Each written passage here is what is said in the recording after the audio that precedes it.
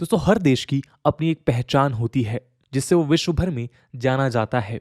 जिस तरह हमारा देश अपने विभिन्न कल्चर और ट्रेडिशंस के लिए प्रसिद्ध है, उसी तरह पूर्वी हिमालय में स्थित छोटा सा देश भूटान अपने ग्रॉस नेशनल हैप्पीनेस की यूनिक फिलॉसफी के लिए फेमस है। दोस्तों, जीएनएच की फिलॉसफी मानती है कि विकास के कई डायमेंशंस हैं और केवल इकोनॉमिक गोल्स को पूरा करना ही सफिशिएंट नहीं है। जीएनएच फिलॉसफी के कारण काफी लोग भूटान को हैप्पीएस्ट कंट्री ऑफ वर्ल्ड भी मानते हैं। वहीं कई लोग भूटान के इस टाइटल पर सवाल भी उठाते हैं। दोस्तों, आज हम इस वीडियो के माध्यम से यही समझने की कोशिश करेंगे कि भूटान वाकई सबसे हैप्पीएस्ट कंट्री है या नहीं। तो चलिए शुरू करते हैं आज का डिस्कशन। नमस्कार दोस्तों, मेरा नाम है आदर्श और स्वागत है आपका स्टडी आईक्यू में। Land of the thunder dragon कहा जाने वाला भूटान एकमात्र जीता जागता बुद्धिस्ट किंगडम है जहां कॉन्स्टिट्यूशनल मोनार्की को फॉलो किया जाता है। कॉन्स्टिट्यूशनल मोनार्की का मतलब है ऐसा साम्राज्य जहां सम्राट या किंग संविधान के अनुसार अपने अधिकार का प्रयोग करता है। आप में से बहुत कम लोगों को पता होगा कि सदियों तक भूटान का बाकी देशों से कोई संबंध नहीं था। जी हाँ दोस्तों, भूटान ने अपना दरवाज़ा 1970 से दूसरे देशों के लिए खोलना शुरू किया। इसी दौरान भूटान के राजा जिग्मे सिंगे वांगचुक ने यह ऑब्जर्व किया कि इकोनॉमिक ग्रोथ पाने के चक्कर में डेवलपिंग कंट्रीज की समस्याएं घटने की बजाय बढ़ रही हैं। तभी उन्होंने डिसाइड कर लिया कि उनके देश की प्रायोरिटी ग्रॉस डोमेस्टिक प्रोडक्ट नहीं बल्कि जीएनएच यानी ग्रॉस नेशनल हैप्पीनेस होगी। एक साल में देश में पैदा होने वाले सारे गुड्स और सर्विसेज की टोटल वैल्यू को ग्रॉस डोमेस्टिक प्रोडक्ट यानी कि जीडीपी कहते हैं। जीडीपी का उपयोग किसी भी देश की अर्थव्यवस्था को मेजर करने के लिए किया जाता है। आसान भाषा में समझा जाए तो अगर देश की लोकल गुड्स और सर्विसेज का वैल्यू अधिक है तो देश ज़्यादा डेवलप करेगा। वहीं अगर लोकल गुड्स और सर्विसेज की वैल्यू कम है तो उस देश की इकोनॉमिक कंडीशन ठीक नहीं है। खैर, इस तरह ग्यालियोंग गकीड पलजोम यानी ग्रॉस नेशनल हैप्पीनेस का कॉन्सेप्ट जन्मा। दोस्तों, जीएनएच के 4 पिलर्स हैं: good governance, sustainable development, preservation and promotion of culture और एनवायरमेंटल कंजर्वेशन। भूटानी गवर्नमेंट इन 4 पिलर्स को ध्यान में रखते हुए किसी भी लॉ को पास करती है। बल्कि इंटरेस्टिंग बात यह है कि अगर कोई पॉलिसी या लॉ इन पिलर्स को जस्टिफाई नहीं कर पाती तो वो गवर्नमेंट द्वारा रिजेक्ट कर दी जाती है।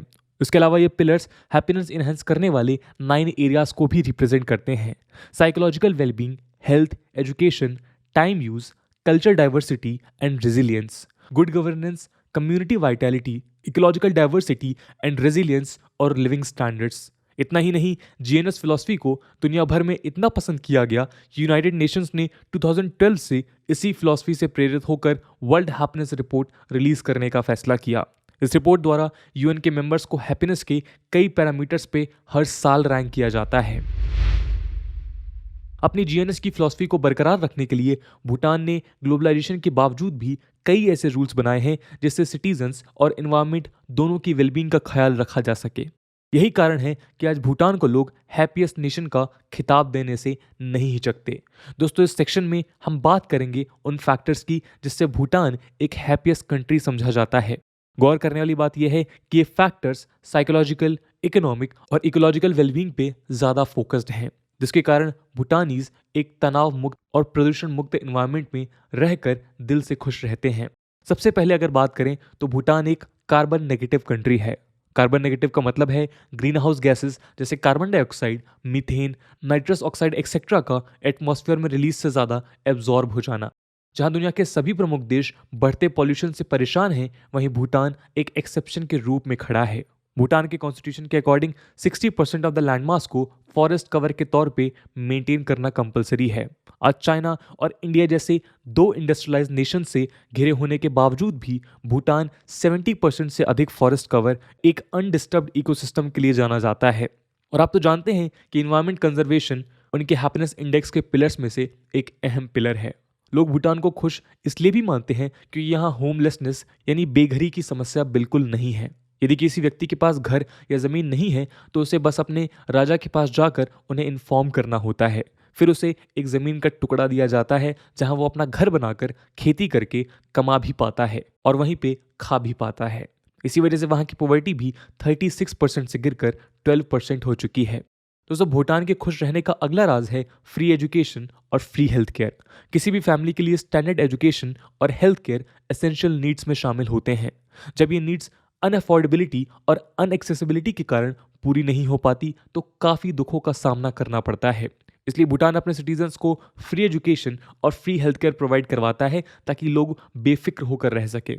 भूटान में 10 तक की सारी पढ़ाई फ्री में प्रोवाइड की जाती है। इसके अलावा हायर और प्रोफेशनल एजुकेशन सिर्फ मेरिट पे दी जाती है। इतना ही नहीं, भूटान का कॉन्स्टिट्यूशन सारे नागरिकों को फ्री एसेंशियल हेल्थ केयर की गारंटी प्रोवाइड करता है, जिसके तहत सबको सेम स्टैंडर्ड ऑफ ट्रीटमेंट दी जाती है। अगला कारण यह भी है कि भूटान गवर्नमेंट ने खुद अपने नागरिकों की वेलबींग और हैप्पीनेस की जिम्मेदारी ली हुई है। इनफैक्ट भूटान के पहले कानूनी कोड में कहा गया है कि अगर सरकार अपने लोगों के लिए खुशी पैदा नहीं कर सकती तो सरकार बनाने का कोई उद्देश्य नहीं है। और जितने भी अब तक किंग्स आए हैं उन्होंने इस कोड को हमेशा इंपॉर्टेंस दी है। दोस्तों, लोग अक्सर मौत को याद करके दुखी और डिप्रेस्ड हो जाते हैं, बट क्या आप जानते हैं कि भूटानीज रोजाना लगभग 3 से 5 बार मृत्यु को याद करते हैं। इनफैक्ट मौत को याद करना भूटान के नेशनल करिकुलम का एक हिस्सा है और इसी को उसकी हैप्पीनेस का राज समझा जाता है। भूटानीज मानते हैं कि मृत्यु जीवन का एक हिस्सा है और उस रियलिटी को काफ़ी प्रैक्टिकली एक्सेप्ट करते हैं। उनके अनुसार मृत्यु के बारे में सोचने से आप एक्सटर्नल एक्सपेक्टेशंस और डिज़ायर से मुक्त हो जाते हैं और हैप्पी थॉट्स की तलाश करने लगते हैं। दोस्तों, भूटान के खुश रहने का आखिरी रीज़न है भूटान की सिंपल लाइफस्टाइल और कल्चर। जीएनएच भूटान के रिलीजन बुद्धिज्म से काफ़ी इंस्पायर्ड है, जिसका फोकस मटेरियलिज्म नहीं बल्कि कंपैशन, कंटेनमेंट और कामनेस है। ग्लोबलाइजेशन से नाता जोड़ने के बावजूद भी भूटान ने अपने बुद्धिस्ट कल्चर और फिलॉसफी को कभी खत्म नहीं होने दिया। आज भी वहाँ लोग अपनी सिंपल लाइफ में खुश और ग्रेटफुल रहते हैं। यहाँ तक कि अपने कल्चर को प्रिजर्व करना उनकी पब्लिक पॉलिसी का एक अहम हिस्सा है। दोस्तों, जहाँ भूटान अपनी यूनिक जीएनएच फिलॉसफी की वजह से दुनिया भर में हैप्पीएस्ट नेशन समझा जाता है, वहीं कई फैक्टर्स ऐसे हैं जो इस टाइटल पर सवाल उठाते हैं। इसलिए अब हम नज़र डालेंगे ऐसे ही कुछ रीजंस पर जो भूटान की हैप्पीनेस फैक्टर को कहीं ना कहीं अफेक्ट करते हैं। दोस्तों, Washington based national public radio के एक आर्टिकल के मुताबिक हैप्पी नेशन भूटान का यूनिक ब्रांड बन गया है, जिसको मेंटेन रखने में काफ़ी वक्त, मेहनत और पैसे लग जाते हैं। भूटानीज का मानना है कि आउटसाइड वर्ल्ड भूटान को जीएनएच की वजह से ग्लैमराइज तो करती है, मगर उसकी बाकी प्रॉब्लम्स को नज़रअंदाज कर देती है। वर्ल्ड हैप्पीनेस रिपोर्ट की 2019 की लेटेस्ट रिपोर्ट के मुताबिक भूटान दुनिया का सबसे खुशहाल देश नहीं है, बल्कि भूटान हैप्पीनेस रैंकिंग में 156 देशों में 95th रैंकिंग पर आता है। इस लो रैंक का सबसे बड़ा रीज़न है देश की गरीबी। पॉवर्टी पिछले कुछ सालों में डिक्रीज तो हुई है, मगर अब भी काफ़ी लोग बिलो पॉवर्टी लाइन में आते हैं। भूटान सरकार को अपनी एग्रीकल्चरल सोसाइटी में इकोनॉमिक और सोशल इक्वेलिटी लाने में भी काफ़ी चुनौतियों का सामना करना पड़ रहा है। अगला कारण है जीएनएच सर्वे रिपोर्ट का डेटा। जीएनएच सर्वे की शुरुआत भूटान ने 2008 से की थी। इस सर्वे में क्वेश्चनियर के थ्रू कितने प्रतिशत लोग खुश हैं इसका अनुमान लगाया जाता है, जिसे जीएनएच इंडेक्स कहा जाता है। लास्ट सर्वे 2015 में किया गया था, जिसमें लगभग 8 लाख की टोटल आबादी में से रैंडमली 8000 हाउस होल्ड्स का सर्वे लिया गया था।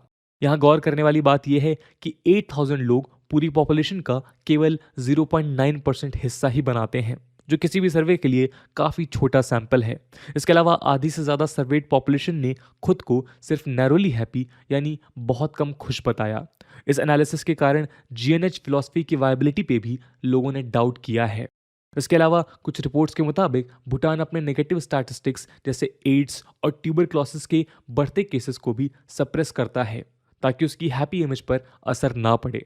बढ़ती अनएम्प्लॉयमेंट ने भी भूटान की परेशानी को बढ़ा दिया है। नवंबर और दिसंबर 2020 में कंडक्टेड लेबर फोर्स सर्वे के अकॉर्डिंग भूटान का टोटल अनएम्प्लॉयमेंट रेट 3.6% से 5% बढ़ गया है। अगर हम केवल यूथ अनएम्प्लॉयमेंट की बात करें तो जहां ये 2015 में 10% के अराउंड थी, वहीं 2020 में यूथ अनएम्प्लॉयमेंट रेट 22.6% हो गई है। इस वजह से भूटान के यूथ में जुवेनाइल क्राइम्स, चोरी, ड्रग एडिक्शंस जैसे एंटी सोशल इश्यूज बढ़ने की संभावना भी इंक्रीज हो गई है। भूटान की अगली प्रॉब्लम है बढ़ते एक्सपोर्ट्स के कारण बढ़ती इनइक्वालिटी। पॉल्यूशन फ्री के साथ साथ इकोनॉमिक डेवलपमेंट को ग्रो करने के लिए भूटान ने हाइड्रो इलेक्ट्रिसिटी प्रोडक्शन पर हमेशा फोकस किया है। यहाँ तक कि इंडिया में भूटान से 70% हाइड्रो इलेक्ट्रिसिटी इंपोर्ट होती है। भूटान के एक्सपोर्ट्स तो बढ़ गए हैं, लेकिन इससे भूटान में इनकम इनइक्वालिटी भी इंक्रीज हुई है। जहाँ एक्सपोर्ट बिजनेस के कारण कुछ लोगों का लिविंग स्टैंडर्ड इंप्रूव हुआ है, तो वहीं काफ़ी लोग अभी भी पॉवर्टी का शिकार हैं। इतना ही नहीं, हाइड्रो पावर पर डिपेंड होने की वजह से इन्वायरमेंट भी डिग्रेड हो रहा है और जीएनएच फिलॉसफी को अफेक्ट कर रहा है।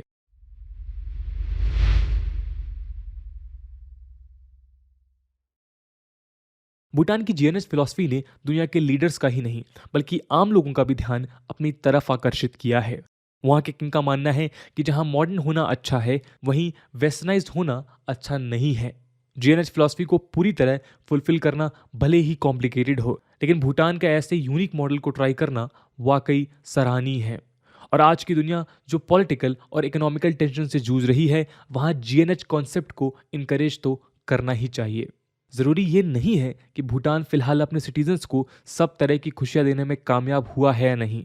ज़रूरी ये है कि उसने अपनी पॉलिसीज़ में उनकी खुशियों को महत्व देने का पहला कदम उठाया है। तो दोस्तों, ये थी कहानी भूटान के हैप्पीएस्ट कंट्री होने की और जीएनएच फिलॉसफी की। इस पूरे मुद्दे को लेकर आपका क्या ओपिनियन है, कमेंट सेक्शन में ज़रूर बताइएगा। आज की वीडियो के लिए इतना ही। आई होप आपको वीडियो पसंद आई होगी, और अगर पसंद आई है तो अपने दोस्तों के साथ शेयर करना मत भूलिएगा। हम मिलते हैं अगली वीडियो में, तब तक के लिए जय हिंद, जय भारत।